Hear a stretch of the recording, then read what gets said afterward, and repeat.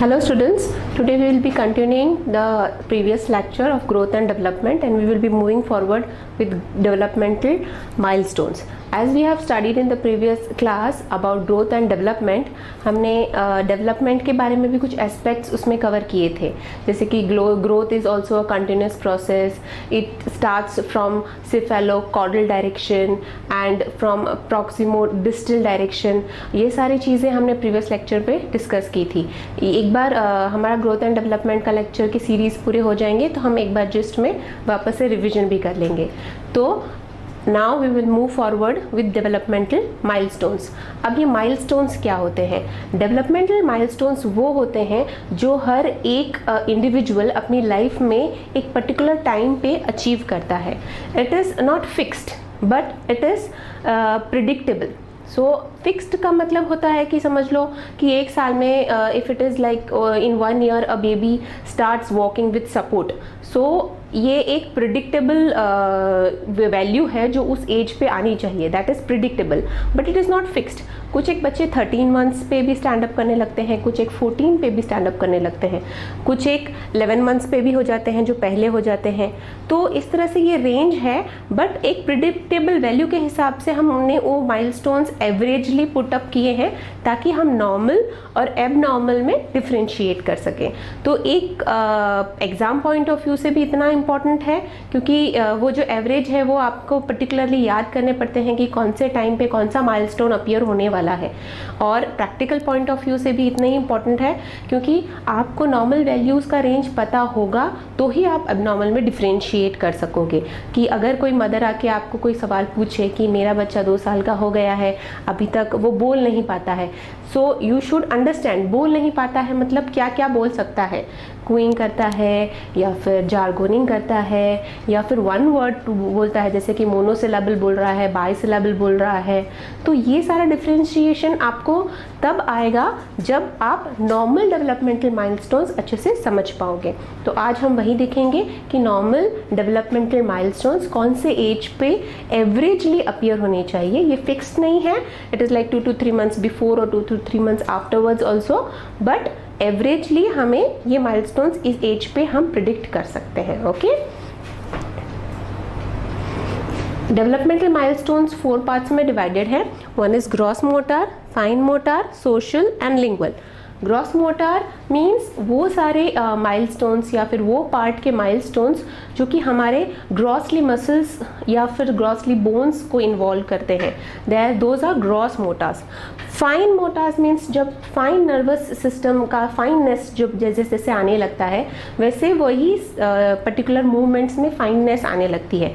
जैसे कि grasp reflex, grass में बच्चा हाथ को पकड़ता है, that is gross, that is grasping anything.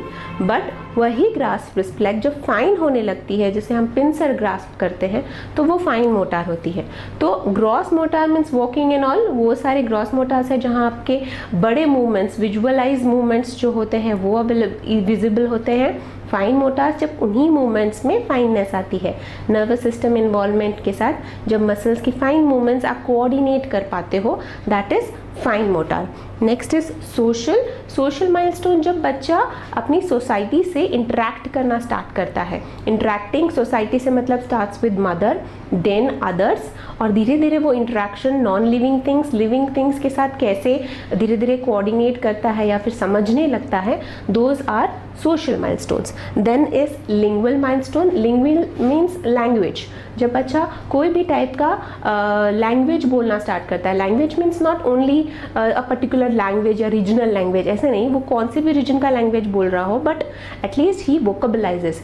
Vocalisation मतलब मुंह से कोई भी टाइप की आवाज़ निकालने से स्टार्ट होता है. जैसे कि बच्चा स्टार्ट में आ ऊ जो भी करता है, that is also a part of lingual milestones. तो वो वोकलाइजेशन से स्टार्ट होता है. देन आ ऊ स्पेसिफाई होने लगता है माँ पा पे, फिर देन इट स्पेसिफाइज अगेन माँ दे पे या पा दे पा गया माँ आए, this type of things. Then धीरे धीरे धीरे धीरे वो कैसे आगे के माइलस्टोन्स अचीव करता है, that is lingual milestones. Okay, अब हम फर्स्ट स्टार्ट करेंगे with gross motor. Gross motor जैसे कि हमने सोचा कि ग्रॉसली जो हमारे बड़े मसल्स को इन्वॉल्व करता है या फिर बोन्स को इन्वॉल्व करता है, 2 आर ग्रॉस मोटर्स. उसमें आपको किस तरह से एग्जामिन करना है इनिशियली, क्योंकि आपको एट बर्थ से भी gross motor task at birth से ही आपको स्टार्ट करने पड़ेंगे। तो इसमें क्या होगा कि एग्जामिनर बेबी को अपने पाम पे यूजुअली प्रोन पोजीशन पे लाई डाउन करवाएगा and then they will see कि क्या रिएक्शन होता है बेबी का या फिर बेबी की पोजीशन क्या है। सो स्टार्ट्स इन्फेंट प्रोन पोजीशन पे, एब्डोमेन का सपोर्ट करोगे पाम से एंड देन उस बेबी का शेप कैसा है या फिर उसका अपीयरेंस कैसा है उस टाइम पे, या फिर कौन सा स्ट्रक्चर बेबी ने अपने आप को किस टाइप से मोल्ड किया है। सो एट बर्थ पे या फिर न्यू बॉर्न जो होगा उसका हेड जो है वो कम्प्लीटली हैंग करेगा, ठीक है। कम्प्लीटली हैंग करने के बाद में उसका जो बैक है वो पूरा राउंड दिखाई देगा आपको, that is complete flexion type. So ये न्यू बॉर्न में दिखेगा, ठीक है। देन जैसे जैसे बेबी 4 वीक्स के आसपास आएगा वैसे वैसे बेबी कुछ एक पार्ट के लिए या फिर मोमेंट थोड़े टाइम के लिए अपना हेड ऊपर उठा पाएगा, उसी पोजीशन में अपना हेड ऊपर उठाएगा एंड देन वापस नीचे जाएगा। इट इज़ नॉट स्टेबल, एक जगह पे स्टेबल नहीं रख पाएगा बट उठाएगा momentarily. That comes after 4 weeks and then slowly 8 weeks पे वही बेबी अपना हेड वो सेम प्लेन पे उठा के रखेगा। फर्स्ट इनिशियली पूरा फ्लेक्स था बेबी, देन मोमेंटरली अपना हेड उठा पा रहा था and now the baby is able to place his head or maintain his head in the same plane, that is at 8 weeks। फिर 12 weeks पे जो सेम प्लेन पे था उस प्लेन से थोड़ा सा ऊपर की तरफ बेबी का हेड जाने लगेगा।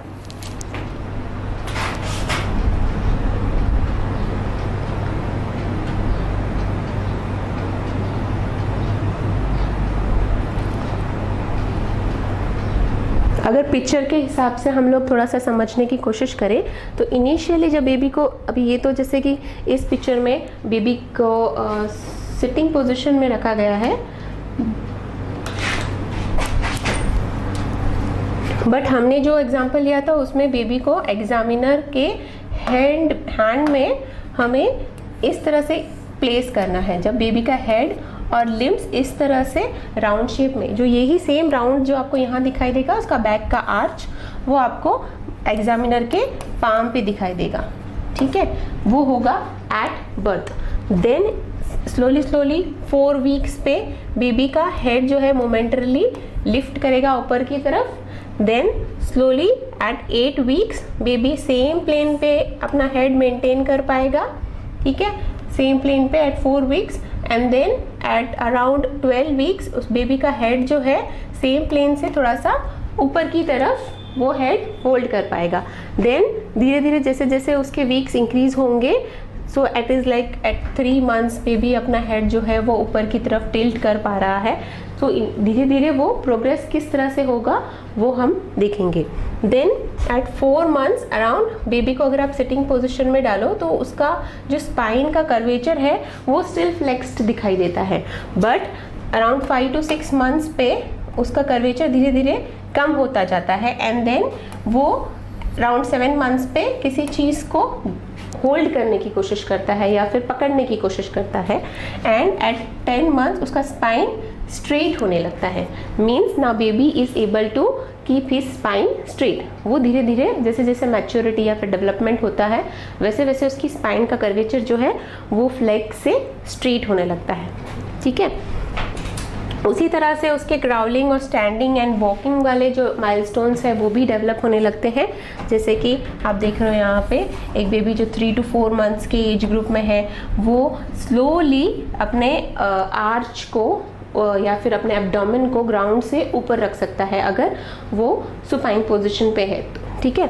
एंड देन उसको अगर आप सपोर्ट दोगे तो वो अपने लेग्स को मूव करेगा as if he can walk, but baby अभी स्टेबलाइज नहीं हो पाया है, so he can not walk with support और he can not stand alone, but वो वॉकिंग के एक्शंस करने लगता है। देन जो प्लेन जो है उसके स्पाइन की वो धीरे धीरे स्ट्रेट होने लगती है, उसके लेग्स जो है वो भी फ्लेक्स से स्ट्रेट पोजीशन लेने लगते हैं। It is like around 5 to 6 months पे। देन अगर आप बेबी को दोनों हाथों को इंडिविजुअली सपोर्ट करो, then baby can move forward like a robot और गोरिल्ला। ऐसे गोरिल्ला के जैसे जब मूवमेंट्स होते हैं ना, जब सेमी फ्लेक्स्ड पोजिशन रहता है उस तरह से। देन अराउंड 10 मंथ्स पे बेबी किसी भी चीज़ का सपोर्ट लेके अकेला खड़ा होना स्टार्ट होता है। Then around 15 months, like 10 to 15 months का एवरेज है जब बच्चा किसी भी चीज़ या फिर ऑब्जेक्ट को पकड़ के चलना स्टार्ट करता है। ठीक है, दैट एवरेज इसीलिए क्योंकि कुछ बच्चे पहले स्टार्ट कर देते हैं पकड़ के चलना, कुछ बच्चे 1 ईयर के बाद में पकड़ के चलना स्टार्ट करते हैं। So it is an average, it is not fixed age I said.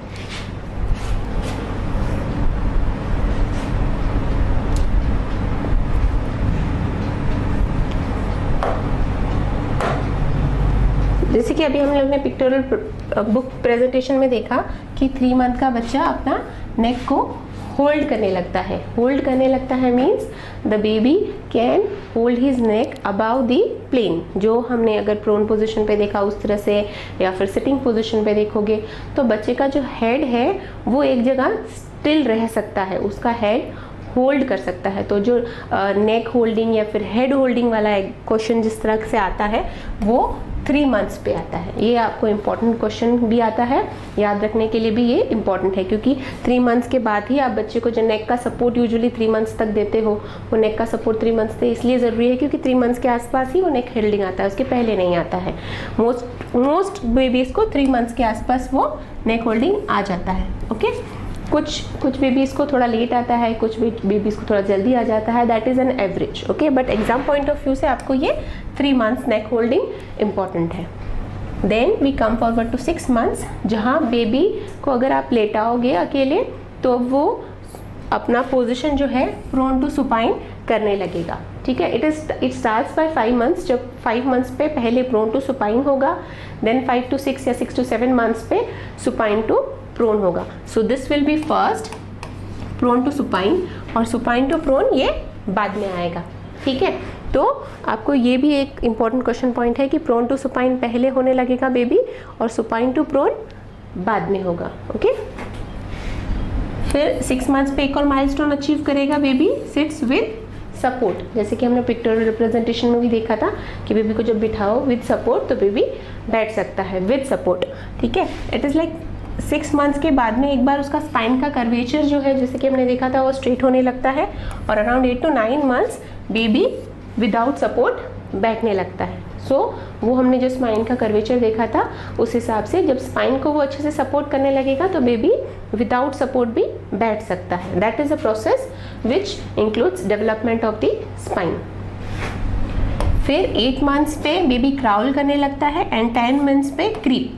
Crawling and creeping ये 2 डिफरेंट है, इसलिए क्योंकि इनिशियली क्राउलिंग जब बेबी अपने 4 लिम्स या फिर हाथों को ज़्यादा इस्तेमाल करता है, घुटनों को कम इस्तेमाल करता है, दैट इज़ क्राउलिंग। क्रीपिंग में 4 वे मोशन होता है, जब हाथों का मोशन और पैरों का, घुटनों का मोशन दोनों इक्विलिब्रियम में रहता है। That is the difference between crawling and creeping. So पहले क्राउलिंग आएगा जब हाथों के सपोर्ट से बेबी रेंगेगा, या कोई बच्चे पेट के सपोर्ट से भी रेंगते हैं। जब पैरों का सपोर्ट नहीं आता है उतना, या फिर घुटनों का जो मोशन है वो इतना डेवलप नहीं होता है, तो कुछ बच्चे अपना एब्डोमेन का सपोर्ट लेके क्राउल करते हैं, कुछ बच्चे हाथों का सपोर्ट लेके या फिर एल्बो का सपोर्ट लेके क्राउल करते हैं। फिर 10 मंथ्स के अराउंड या फिर 9 to 10 मंथ्स में बेबी क्रीप करने लगता है। दैट इज मूवमेंट, जब क्रीपर मतलब जब वो छोटे कीड़े मकोड़े जिसे रेंगते हैं ना उस तरह से, दैट इज क्रीपिंग। उसमें हाथों और पैरों का ये जो मोशन जो है वो बैलेंस्ड रहता है। ठीक है, ये भी एग्जाम पॉइंट ऑफ व्यू से इम्पोर्टेंट क्वेश्चन है।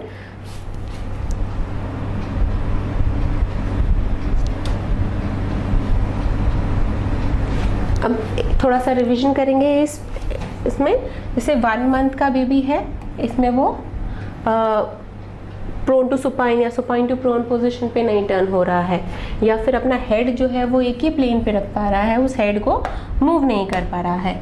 फिर 2 मंथ्स का जो बेबी है वो अपना हेड को एक प्लेन से ऊपर की तरफ उठा पा रहा है, सेम प्लेन से ऊपर की तरफ। इसमें सेम प्लेन है और इसमें सेम प्लेन से ऊपर की तरफ उठा पा रहा है। फिर 3 मंथ्स का बेबी उसे उस प्लेन से उठा के किसी चीज़ को ग्रास्प भी कर सकता है, तो ग्रास्प भी उस वक्त आता है। फिर 3 मंथ्स का बेबी के बाद में हेड होल्डिंग जब आ जाता है, तब 4 मंथ्स का बेबी अच्छे से हेड होल्ड करके अपने आप को घुटनों के बल या फिर हाथों के बल बैठा सकता है. That is not sitting, but वो बैठ सकता है विद सपोर्ट. फिर 5 मंथ्स का baby prone to supine position and supine to prone position जब बाद में आएगा 5 to 6 मंथ्स के बेबी में, वो मूव कर रहा है या फिर रोल कर सकता है. 6 मंथ का बच्चे जैसे कि हमने देखा था कि क्राउल करने लगेगा. क्राउलिंग में हाथों के ज़्यादा सपोर्ट रहेगा, पैरों के उतना सपोर्ट नहीं रहता है, वो मूवमेंट उतना नहीं रहता है. 7 to 8 मंथ्स में प्रॉपर क्रीपिंग स्टार्ट होता है, जब घुटनों का और हाथों का कोऑर्डिनेशन मैच होने लगता है. फिर around 8 months baby without support बैठने लगता है, क्योंकि स्पाइन का कर्वेचर अभी या फिर स्पाइन का सपोर्ट या आने लगा है डेवलपमेंट के हिसाब से.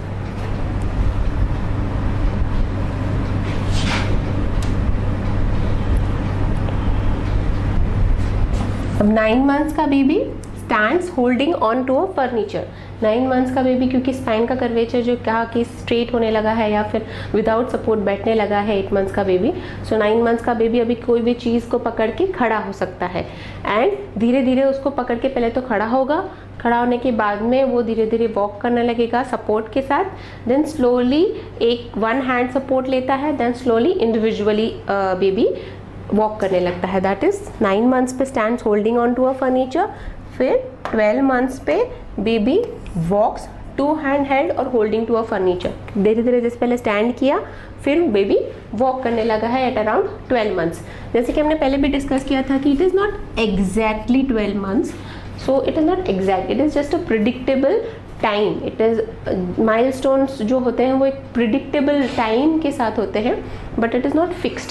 सो कुछ बच्चे जो बोलेंगे कि कुछ जिसके बच्चे हैं, कोई बोलते हैं कि 9 महीने के चल पड़े, कोई बच्चे ऐसा बोलते हैं, कोई बोलते हैं कि अभी 13 महीने का हो गया या फिर 15 मंथ्स का हो गया, अभी भी नहीं चल पा रहा. So this range is always there.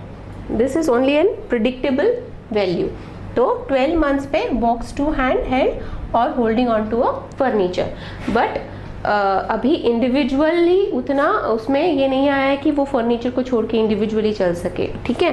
Then around 13 months कुछ एक स्टेप्स स्टार्ट करता है, क्योंकि वो कॉन्फिडेंस भी तो बेबी में आना चाहिए कि वो इंडिविजुअली चल सकता है. तो इनिशियली फ्यू स्टेप्स चलेगा, गिरेगा, then again he will stand holding on a furniture, and then again individually few steps. ऐसे कर करके baby independently by around 15 months walk करने लगता है.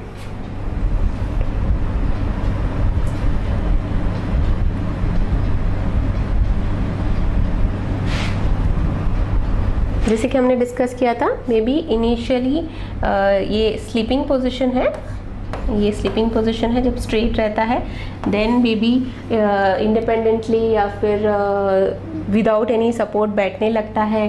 देन बेबी क्रीप करने लगता है जब हाथों का और पैरों का कोऑर्डिनेटेड मूवमेंट है. देखो ये कोऑर्डिनेशन मूवमेंट है जिसमें हाथों का और पैरों का दोनों का मूवमेंट कोऑर्डिनेशन होके चल रहा है. That is creeping. Then holds on to a furniture and stands. किसी फर्नीचर को पकड़ के फिर स्टैंड करता है. देन इंडिविजुअली इंडिपेंडेंटली स्टैंड करके वॉक कर सकता है.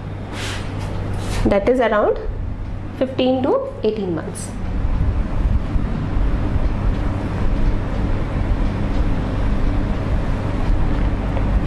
अभी 1 साल का बच्चा चलने लगा, चलो है ना, 15 मंथ्स के आसपास, 18 मंथ्स के आसपास वो अच्छे से चल पा रहा है, रन भी कर सकता है फ्यू स्टेप्स. अभी बेबी 2 इयर्स के, 2 साल का बच्चा क्या कर सकता है? 2 इयर्स पे walks ups and down the steps. Each step पे 2 पैर रखेगा.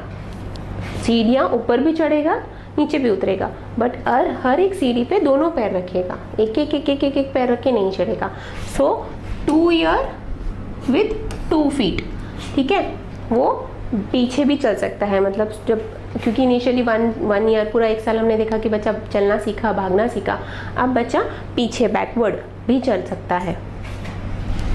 3 इयर्स का बेबी अपस्टेयर्स जाता है ऊपर की तरफ. 3 years upstairs with 1 foot on each step.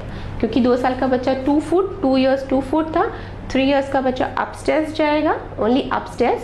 पहले ऊपर जाएगा फिर नीचे उतरेगा. Upstairs with 1 foot on each step. हर एक स्टेप पे एक फुट रख के ऊपर जा सकता है.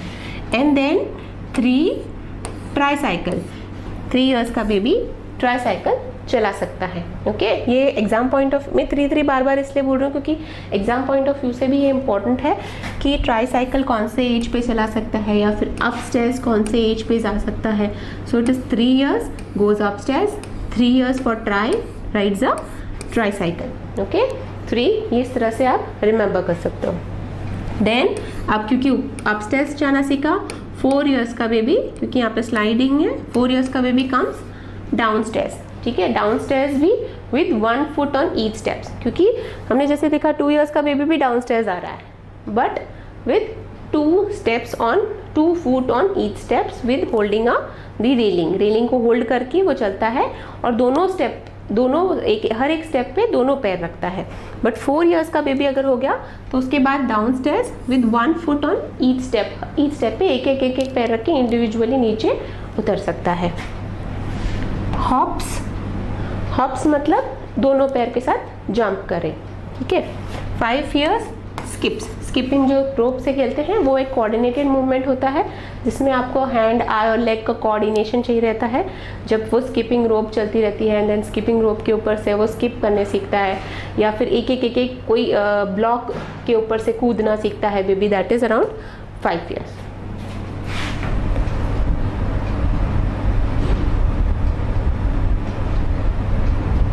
Now we will move forward to fine motors. अभी तक हमने ग्रॉस मोटर्स स्किल्स देखे बेबी के किस तरह से डेवलप हुए। इनिशियली लाई डाउन से हेड होल्डिंग से सिटिंग से क्राउलिंग से क्रीपिंग, फिर स्टैंडिंग विद सपोर्ट, फिर standing without support, walking with support and walking without support, फिर ट्राईसाइकिल भी चलाया, सीढ़ियाँ ऊपर चढ़ा, फिर सीढ़ियाँ नीचे उतरा, देन स्किपिंग तक हमने 5 इयर्स तक फिनिश किया। Now we will move forward to fine motors. Fine motor जैसे कि हमने पहले भी डिस्कस किया था, फाइन मोटार जब हर एक मूवमेंट में फाइननेस आने लगती है या फिर नर्वस या फिर मस्कुलोस्केलेटल सिस्टम का नर्वस सिस्टम से कोऑर्डिनेशन जो है वो फाइन होने लगता है, दैट इज फाइन मोटार। ये फाइन मोटार इनिशियली थोड़ा सा ब्रॉडर टर्मिनोलॉजी से स्टार्ट होगा एंड धीरे धीरे फाइन पे आएगा। ओके, सो न्यूबॉर्न से हम स्टार्ट करेंगे। न्यूबॉर्न बेबी है वो ग्रास्प रिफ्लेक्स के साथ ही आपको दिखाई देगा, मतलब जस्ट आफ्टर बर्थ अगर बेबी का आप हैंड होल्ड करो या फिर एक उंगली दो को उसको अच्छे से ग्रास्प कर सकता है, that is grasp reflex, that is just after birth. Newborn baby का वो एक प्राइमरी रिफ्लेक्स है जो न्यूनेट्स में बाय बर्थ होता है, वो एक पीरियड ऑफ टाइम के बाद डिसअपियर होता है, दैट इज अराउंड 12 वीक्स। तो ग्रास्प रिफ्लेक्स जो है वो 12 वीक्स के अराउंड पे डिसअपियर हो जाता है, क्योंकि वो एक न्यूनेटल रिफ्लेक्स है, प्रिमिटिव रिफ्लेक्स है जो कि एक टाइम के बाद में अपने आप डिसअपियर होता है, क्योंकि अभी वो जैसे कि मैंने कहा ब्रॉड मूवमेंट्स के डिसअपियरेंस के बाद ही फाइन मूवमेंट्स आएंगे। एट अराउंड 4 to 5 months अभी हम देखेंगे कि बच्चा ग्रास्प रिफ्लेक्स तो एक रिफ्लेक्स था जो कि वो पर्पसफुली नहीं पकड़ रहा था, अभी एक पर्पस के साथ बच्चा कोई चीज़ पकड़ना सीखता है या फिर पर्पस के साथ मतलब स्व इच्छा के साथ, तो अभी दोनों हाथों से कोई भी चीज़ बच्चा पकड़ने लगेगा, that is around 4 to 5 months। इच्छा के साथ मतलब अगर बेबी को आप कोई टॉय उसके पास में ऐसे रैटल करोगे तो उस टॉय को दोनों हाथों से पकड़ने की कोशिश करेगा, दोनों हाथों से पकड़ने की कोशिश करेगा, that is bidextrous approach. बाइडेक्स्ट्रस approach मतलब दोनों हाथों से वो चीज़ पकड़ेगा, एक हाथ से नहीं पकड़ेगा, that is bidextrous approach. It comes around 4 to 5 months। उसके बाद में वो चीज़ वो मुंह में डालेगा। ठीक है, इस टाइम पे मदर्स की या 5 to 6 months के अराउंड मदर्स की यही कंप्लेन रहती है कि बच्चा हर चीज़ मुंह में डालता है। ठीक है, सो बाइडेक्स्ट्रस अप्रोच स्टार्ट होगी and then puts everything into mouth, इसे माउथिंग कहते हैं। Okay, then around 6 to 7 months वो बाइडेक्स्ट्रस अप्रोच जो थी वो और फाइन होगी एंड देन यूनिडेक्स्ट्रस अप्रोच आएगी, जब बच्चा एक हाथ से एक चीज़ पकड़ता है, दूसरे हाथ से दूसरी चीज़ पकड़ सकता है, दैट इज यूनिडेक्स्ट्रस अप्रोच। अब इस यूनिडेक्स्ट्रस अप्रोच के साथ जैसे कि मैंने कहा ना एक पर्पस के साथ वो होता है, तो अब जैसे बाइडेक्स्ट्रस से यूनिडेक्स्ट्रस अप्रोच हुआ और यूनिडेक्स्ट्रस अप्रोच के साथ साथ ही drops one object when another is given. तो बच्चे को अब ये समझ रहा है कि उसको अगर दूसरी चीज़ चाहिए तो पहली वाली चीज़ उसको गिरानी होगी। ये चीज़ इनिशियल मंथ्स पे नहीं थी, ये जस्ट ग्रास्प, वो दोनों हाथों से एक चीज़ पकड़ लेगा, देन ही डजंट केयर कि आप उसको दूसरी चीज़ दे रहे हो तो उसको वाली फेंक के दूसरी लेनी है, ठीक है। But now baby drops one object when another is given, दूसरी चीज़ लेने के लिए पहली वाली चीज़ वो फेंक सकता है। 7 मंथ्स पे अब बच्चे को और थोड़ा अच्छा समझने आने लगा है कि उसको दूसरी चीज़ लेने के लिए पहले वाली चीज़ फेंकने की ज़रूरत नहीं है। So what he does, he transfers one object from one hand to another, एक हाथ से दूसरे हाथ में वो ऑब्जेक्ट ट्रांसफ़र करता है, फिर उस दूसरे हाथ से वो दूसरी चीज़ ले लेता है। क्योंकि यूनिडेक्स्ट्रस अप्रोच हाथ क्या है, उसको दोनों हाथों के इस्तेमाल करने की या फिर लेने के लिए ज़रूरत नहीं है, एक हाथ का इस्तेमाल वो दूसरी चीज़ लेने के लिए करता है और दूसरे हाथ में वो पहले वाली चीज़ ट्रांसफ़र कर देता है। ओके, फिर इसमें बच्चे की चॉइस भी होती है, अगर बच्चे को कोई चीज़ चाहिए तो वो रखता है, नहीं चाहिए तो वो फेंक भी देता है। सो नाउ हम आगे देखेंगे कि वो बच्चा चीज़ें फेंकने लगता है।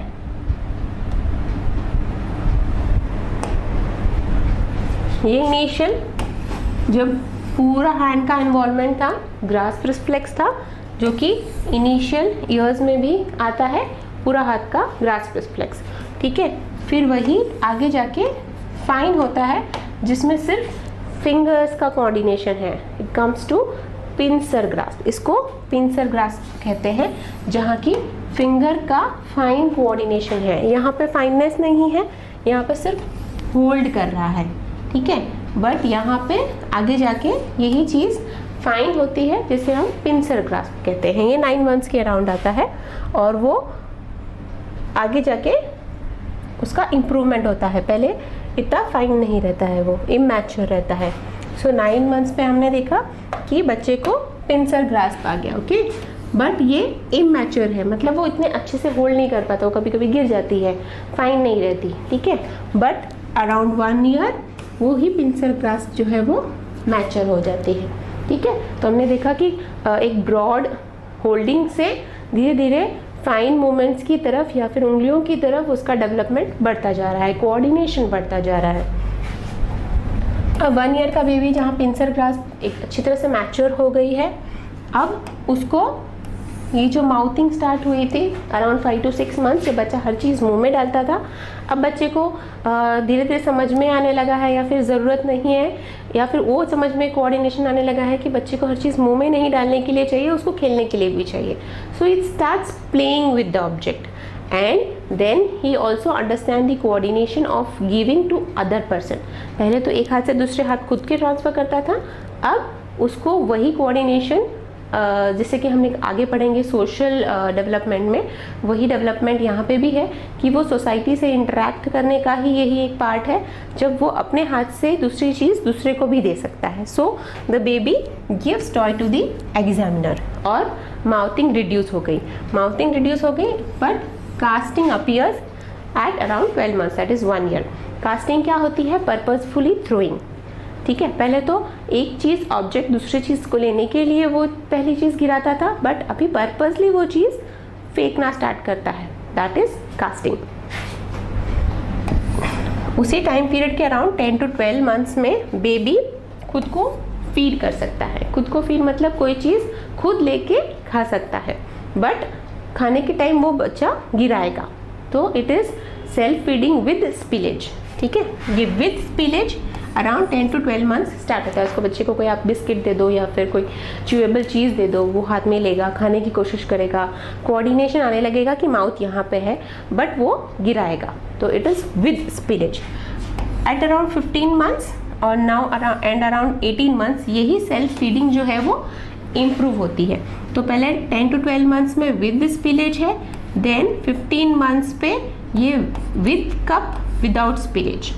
कप, एक कप में अगर आप उसको पानी दोगे या दूध दोगे तो बिना गिराए वो पी सकता है, that is around 15 months. So feeding with cup it is around 15 months and then 18 months पे स्पून विदाउट स्पिलेज, ठीक है। ये डिफरेंस है, पहले विद स्पिलेज, फिर in a cup without spillage, फिर 18 मंथ्स पे with a spoon without spillage. और इसी के साथ 15 मंथ्स पे बेबी 2 क्यूब्स का टावर बना सकता है। मतलब अगर उसको क्यूब्स खेलने के लिए दो तो एक क्यूब के ऊपर दूसरी क्यूब रखता है। अगर क्यूब्स नहीं अवेलेबल है समझो, ठीक है, बच्चे को चलो क्यूब्स लाके ही नहीं दिए तो फिर ये क्या डेवलपमेंट माइलस्टोन आएगा? नहीं नहीं, बच्चा एक खिलौने के ऊपर दूसरा खिलौना रखना सीखता है। ठीक है, इफ अगर उसके पास 2 कटोरी है तो वो एक कटोरी के ऊपर दूसरी कटोरी रखना सीखेगा। सो 2 क्यूब्स का मतलब है कि वो एक के ऊपर एक चीज़ रखना सीखता है। स्पेसिफिकली क्यूब ही देने की ज़रूरत नहीं है, बट बेबी अंडरस्टैंड्स कि एक चीज़ पे दूसरी चीज़ रख के कैसे बैलेंस किया जाता है। That balancing appears here. ठीक है, अब ये बैलेंसिंग जैसे जैसे आगे बढ़ेगी, 15 से 18 मंथ्स की तरफ जा रहा है, ये बैलेंसिंग और बढ़ेगी और 3 to 4 क्यूब्स, मतलब वो एक के ऊपर एक 3-4 चीज़ें रख सकता है। जैसे कि पिलो, तो एक के पिलो ऊपर एक पिलो रखेगा 15 मंथ्स पे, 2 ही बैलेंस कर पाएगा। देन 18 मंथ्स का बच्चा 2 पिलो पे एक पिलो और रखेगा, फिर उसके ऊपर एक और रखेगा। धीरे धीरे वो पिलोज इंक्रीज कर सकता है या फिर खिलौने इंक्रीज कर सकता है। एग्जाम पॉइंट ऑफ व्यू से क्यूब्स इंपॉर्टेंट है। ये कितने क्यूब्स कितने एज पे वो रख सकता है, ये एक एग्जाम क्वेश्चन है जिसमें आपको 10 to 12 मंथ्स पे फीडिंग, जैसे स्पीलेज वाला आंसर आगे आगे बढ़ते बढ़ते इम्प्रूव होता है, वैसे 15 to 18 मंथ्स और 18 मंथ्स के आगे हम देखेंगे ये क्यूब्स बढ़ते जाएंगे। ठीक है, तो इनिशियली 2 क्यूब्स का टॉवर बनाएगा वो 15 मंथ्स पे, then 3 to 4 cubes 18 months. Okay,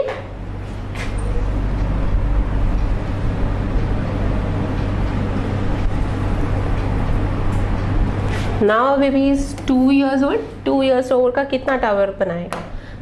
6 to 7 cubes.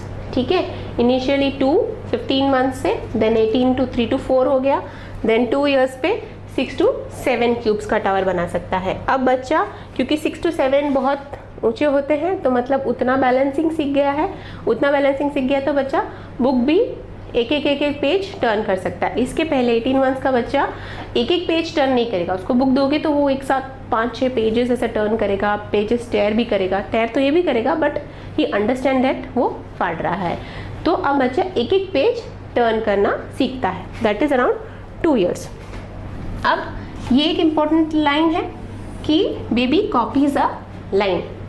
सो अभी 1 year से आपको ये 2-3 चीज़ें स्टार्ट हो जाएगी। 1 year से स्टार्ट होगी स्क्रिबल करना, देन 2 years पे कॉपीज अ लाइन, फिर 3 years पे कॉपीज अ सर्कल, फिर 4 years पे कॉपीज अ स्क्वायर। ठीक है, फिर 5 years पे कॉपीज अ ट्रायंगल। ये exam point of view question है, ये आपको इस तरह से याद रखना है। टॉवर में भी इंक्रीज हो रहा है 3 years पे। 10 क्यूब्स का टॉवर कौन से ईयर पे बना रहा है? So it is 3 years। ये भी एग्जाम में क्वेश्चन आया था कि 10 क्यूब्स का टॉवर बेबी कौन से ईयर पे बना सकता है? That is 3 years। और ये जो हमारा था फर्स्ट ईयर में स्क्रिबल किया, then 2 years copies a line, 3 years copies a circle. 3 पे आप देख सकते हो सर्कल बनता है, so circle. 4 years copies a square, 5 years copies a triangle. ठीक है, ये हम पिक्टोरियल रिप्रेजेंटेशन से अच्छे से समझेंगे ये सर्कल वाला। अब देखो 1 year ये बच्चा स्क्रिबल कर रहा है, ठीक है, that is 1 year। 2 years parallel lines, okay, that is for 2, इस 2 का नीचे का पैरेलल लाइंस। 3, इस 3 से आप ये सर्कल याद कर सकते हो एंड ड्रॉज अ सर्कल। 4 पे प्लस होता है, दैट इज क्रॉस बना सकता है बेबी। 4.5 लाइक अराउंड 4 years वो बच्चा स्क्वायर बना सकता है। ठीक है, देन कम्स 5 years जहाँ पे बच्चा 5 का ये अगर एंगल देख लोगे तो ट्रायंगल बना सकता है। देन 6 years 6 साइडेड ऑब्जेक्ट्स, जिसके 6 साइड हो ऐसा कोई भी ऑब्जेक्ट 6 ईयर का बच्चा ड्रॉ कर सकता है। क्यूब्स का अगर आप देखो 1 year 1 to 2 cubes, 1.5 year tower of 3 cubes, 2 years tower of 6 cubes, 2.5 8 cubes. ठीक है, फिर 3 years का बच्चा 10 क्यूब्स का टावर बना सकता है। ओके,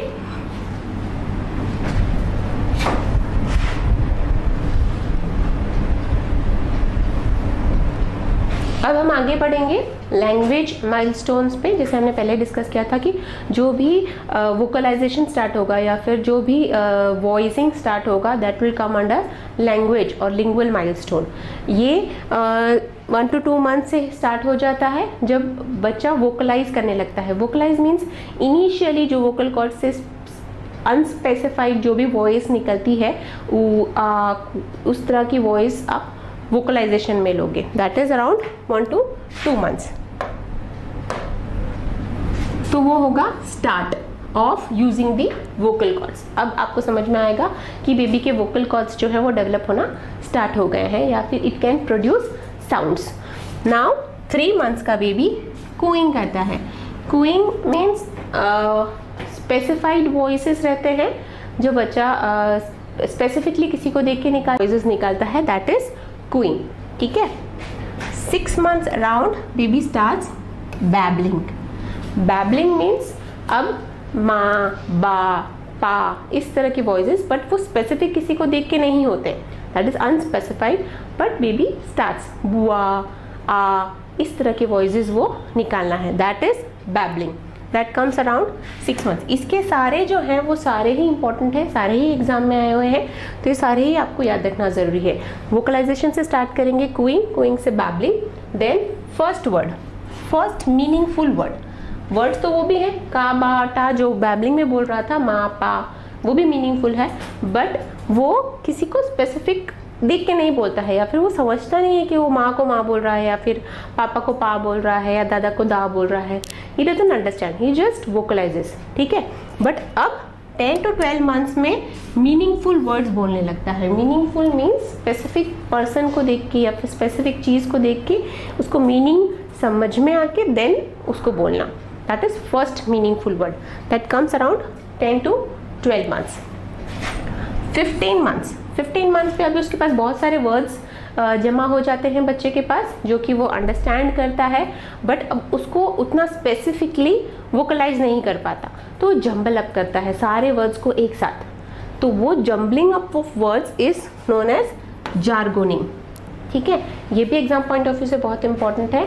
तो बच्चा वर्ड्स तो बोलता है बट आपको समझ में नहीं आता है, दैट बच्चा पूरा सेंटेंस बोल जाता है इनफैक्ट कुछ देख के, but you can not understand, क्योंकि एक वर्ड के ऊपर दूसरा वर्ड जम्बल अप हो जाता है, एक अलग अलग डिफ्रेंशिएट करके उसको ग्रामेटिकल पाउज देके उस तरह से नहीं बोल पाता।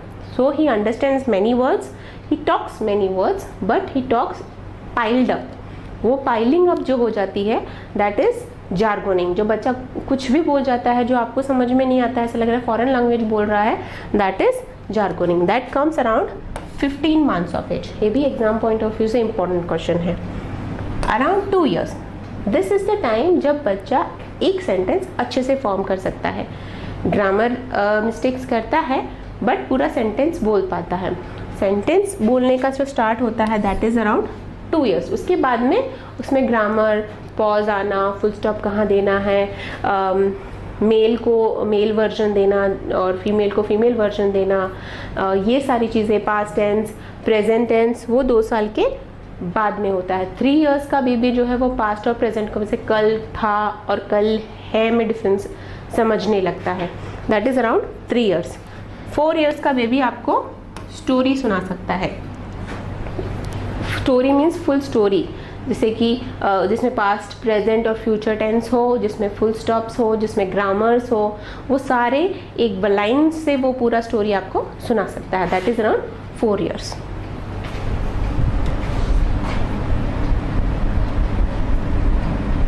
लिंगुअल माइलस्टोन को हम एक जिस्ट में देखेंगे। जब साउंड्स स्टार्ट होते हैं, साउंड्स कब सिलेबल्स बनते हैं, कब वो वर्ड्स बनते हैं, फिर वो सेंटेंसेस और वो पूरा का पूरा लैंग्वेज कैसे फॉर्म होता है। सो इनिशियली बेबी का स्टार्ट होगा साउंड्स से, जो इनिशियली हमने देखा 1 to 2 मंथ्स पे वोकलाइजेशन था, देन कूइंग, फिर बैबलिंग, उसके बाद में उसका फर्स्ट वर्ड था मीनिंगफुल वर्ड, वो थे साउंड्स। तो कूइंग स्टार्ट होगा, आ, ऊ, तो इस तरह के जो साउंड्स होंगे वो आपके इनिशियल 6 मंथ्स में होंगे। इनिशियल 6 मंथ्स के बाद में वो सिंपल वर्ड्स को रिकॉग्नाइज करना स्टार्ट करता है, that is where the syllables starts. ठीक है। सो 6 to 12 मंथ्स के बीच में उसके सारे सिलेबल्स होते हैं और 12 मंथ पे फर्स्ट वर्ड बोलने लगता है, जैसे कि बॉल है, बाय है, ये फर्स्ट वर्ड होता है। देन अब ये सिलेबल्स जो है वो वर्ड्स फॉर्म करता है और वो that is around 12 to 18 months वो अंडरस्टैंड करता है, अराउंड 150 वर्ड्स तक अंडरस्टैंड कर सकता है baby in 12 to 18 months. But वो सारे वर्ड्स अंडरस्टैंड करके उसी तरह से रिप्रोड्यूस नहीं कर पाता, सो इसीलिए वो जम्बल अप करने लगता है। ठीक है, अब यही वर्ड्स जब वो बोल पाए एक के पीछे एक, तब फॉर्म्स होते हैं sentences, that is 18 to 48 months. अब ये 3 साल तक, ये जो 3 साल तक का पीरियड है, तब वो पूरा का पूरा सेंटेंस उस वर्ड से बना सकता है, जिसमें पास्ट, प्रेजेंट और फ्यूचर टेंस, कल, आज और कल का जो भेद है वो समझ पाए, उस तरीके से ग्रामर और पंक्चुएशन डाल के वो बोल पाए। उसके बाद ही जो 5 साल का बच्चा है जो है वो पूरी आपको स्टोरी सुना सकता है। ठीक है,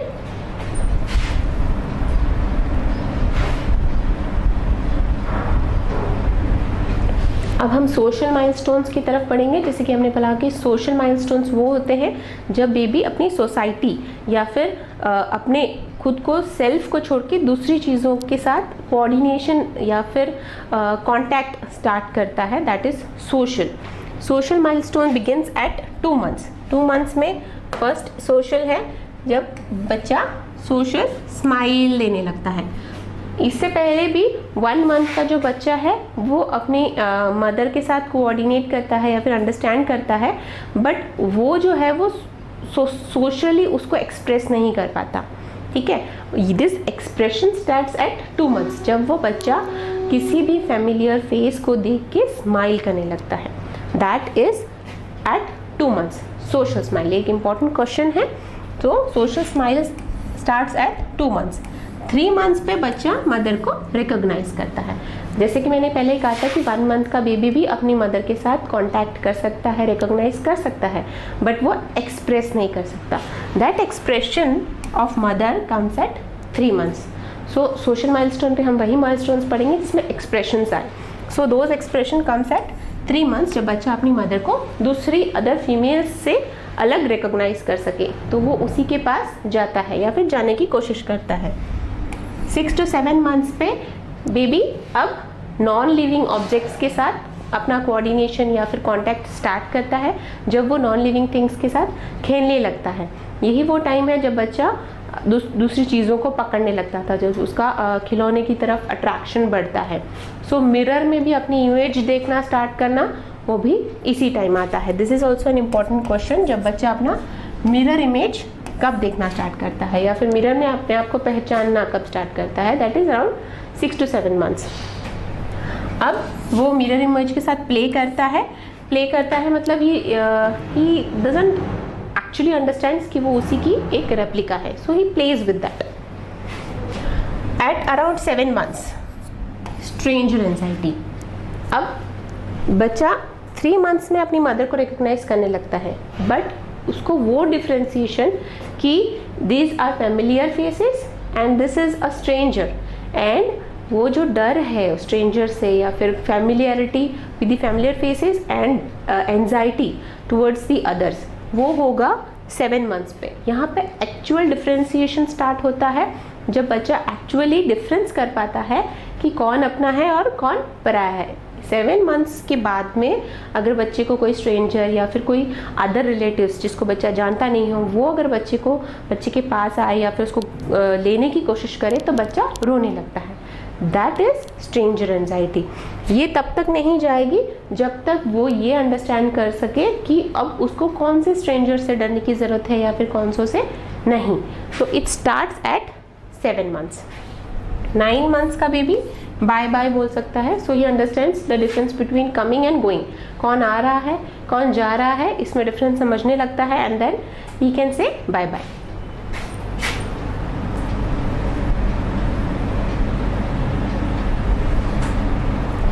जैसे कि हमने डिस्कस किया social smile at 2 months and mirror image at 6 to 7 months, जब वो टॉयज के साथ खेल सकता है।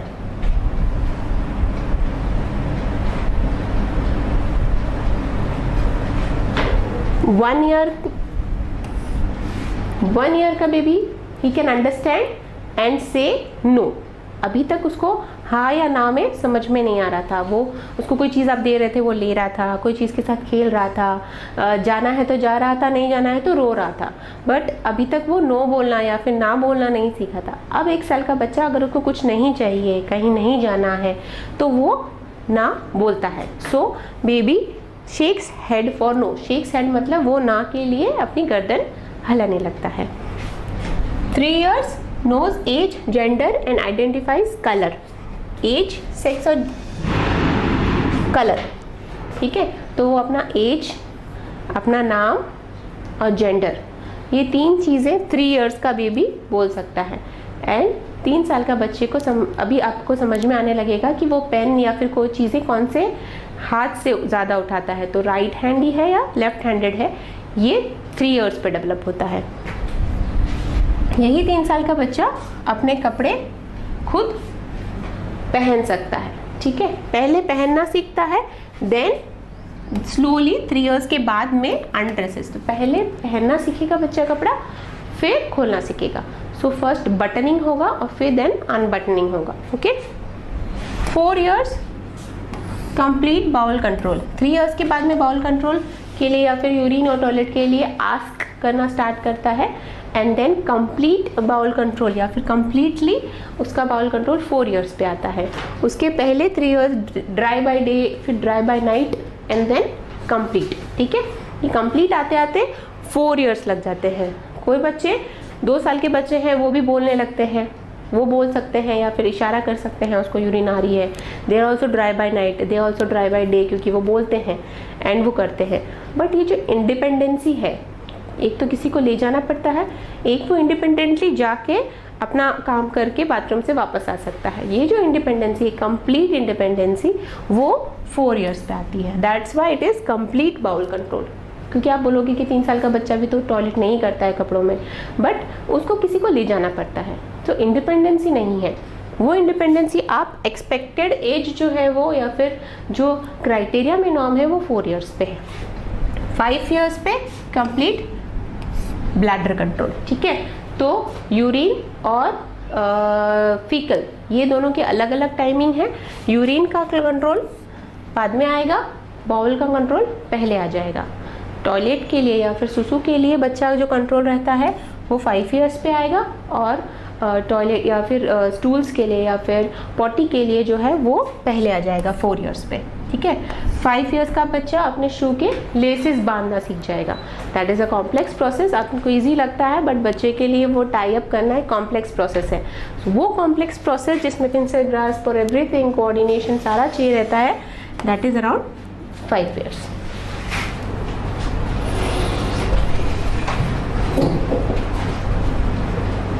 ब्लैडर और बाउल कंट्रोल जैसे कि हमने पढ़ा था वो 4 years और 5 years पे कंप्लीट हो जाता है।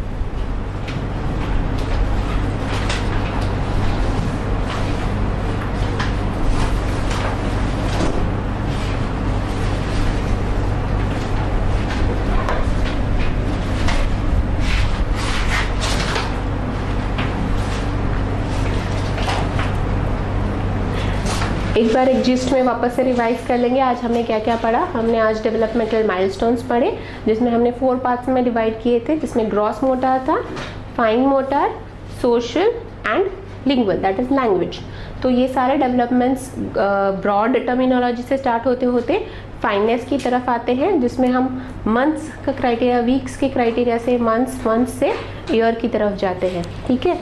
फिर ये कोऑर्डिनेशन हम इस एक रिप्रेजेंटेशन से क्विकली रिवाइज कर लेंगे कि बेबी पहले, कोई भी बेबी है जो पहले स्टैंड करना सीखेगा, चलना सीखेगा, देन वो कास्टिंग मीन्स पर्पसफुली थ्रो करता है चीज़ें, फिर क्यूब्स या फिर टावर बनाता है, देन बेबी खेलना सीखेगा एंड देन उसका कोऑर्डिनेशन होगा एनवायरनमेंट के साथ, ठीक है। तो that is around 12 to 18 months में इतनी चीज़ें हो जाती है।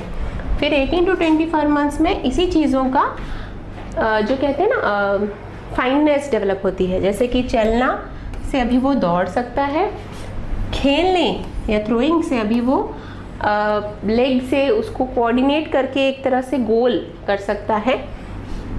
टावर बनाना या फिर प्रोजेक्शन से या फिर प्रोजेक्ट करने से वो अपने आप को उस चीज़ की तरफ ले जा सकता है। पहले मांगता है ना, वो अपने आप को उस चीज़ की तरफ ले जा सकता है। फिर वो दूसरी चीज़ को आइडेंटिफाई कर सकता है दूर से ही। एंड देन अब बच्चा सिर्फ एक इनिशियली सिर्फ few babbling words sound create कर सकता था। अब बच्चा उस साउंड्स को वर्ड्स में फॉर्मुलेट कर सकता है, जैसे कि कुछ राइम्स है, राइम्स टाइप की, जिंगल जिंगल टाइप की राइम्स वो बोल सकता है। 2 to 3 years, अभी बच्चा जब चलने के बाद भागने लगा, भागने के बाद अब वो बच्चा 2 to 3 years, 3 years try cycle जैसे हमने पढ़ा था, बच्चा ट्राई साइकिल चला सकता है। बच्चा गोल जैसे पैरों से गोल सकता है, बास्केटबॉल में बास्केटबॉल डाल सकता है। देन 3 years का बच्चा 10 क्यूब्स का टावर बना सकता है। देन बच्चा अभी स्क्वायर, सर्कल, लाइन, स्क्रिबल वो सारे सीख गया है और बच्चा अपना नेम, एज और जेंडर सीख गया है। ठीक है, तो इस तरह से उसका प्रोग्रेस हो सकता है। इसी के साथ हम डेवलपमेंटल माइलस्टोन्स यहीं पे ख़त्म करेंगे। आगे हम एडोलेसेंस पढ़ेंगे एंड देन कुछ एक फैक्टर्स हैं जो इसमें इंटरफियर करते हैं या फिर हेल्प करते हैं, उस तरह से उसे रिवाइज करेंगे। Okay, thank you.